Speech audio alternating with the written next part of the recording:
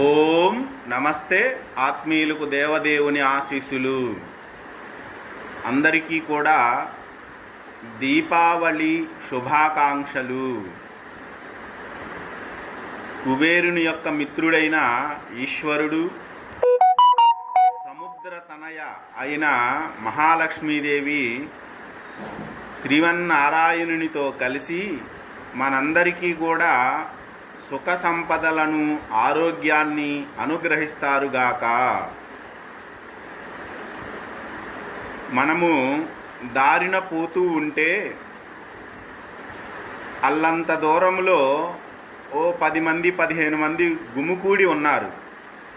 మనకేమనిపిస్తుంది? అక్కడ ఏదో జరిగింది, ఏం జరిగింది అనేది తెలుసుకోవాలి అనే జిజ్ఞాస తప్పనిసరిగా కలుగుతోంది. కుదిరితే అటుగా పోయి అక్కడ ఏం జరిగిందో తెలుసుకుంటాము. అలా కుదరకపోతే అటు నుంచి మన వైపు వచ్చే వారిని అడిగి మరీ తెలుసుకుంటాము. దీని అర్థమైందంటే మనము తెలుసుకోవాలి అనే జిజ్ఞాస కలిగి ఉన్నవారము. అంటే అజ్ఞానులుగా ఉండడం అనేది ఇష్టం లేదు, జ్ఞానులుగా ఉండడమే మనకి ఇష్టము. ఇప్పుడు మన లక్షణం ఏంటంటే జ్ఞానస్వరూపము.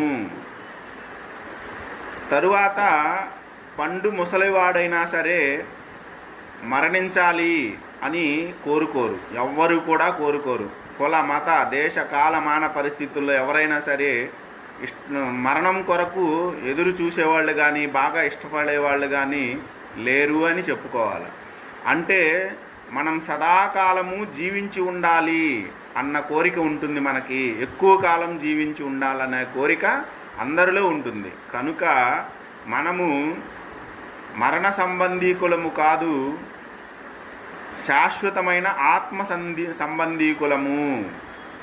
మనది శాశ్వత లక్షణము. ఇక ఇదంతా మనం ఎందుకు చేస్తున్నాము? అన్ని పనులు చేసేది ఆనందం కొరకే కదా, తృప్తి కొరకే కదా.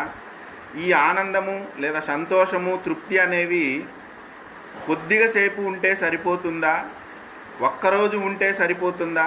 అలా కాదు, నిరంతరము కావాలా, ఎల్లవేళలా కావాలా.